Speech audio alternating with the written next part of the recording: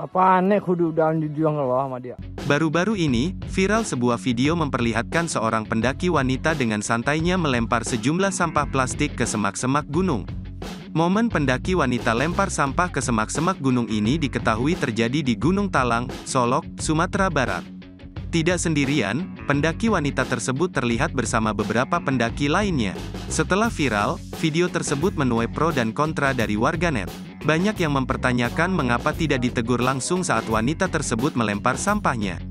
Berdasarkan keterangan yang membagikan video, akun Instagram @alahanpanjang_adventure_family mengungkapkan bahwa pendaki tersebut sebelumnya sudah mendapat teguran. Selain itu, di depan lokasi camp juga sudah dipasang pamflet larangan buang sampah sembarangan, tapi tidak diindahkan. Pendaki itu juga disebut sempat memetik Edelweiss. Terlepas dari aksi wanita tersebut, menjaga alam dengan tidak membuang sampah sembarangan seharusnya bukan menjadi perkara sulit.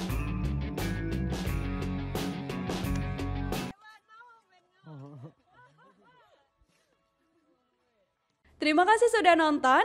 Jangan lupa like, subscribe, dan share ya.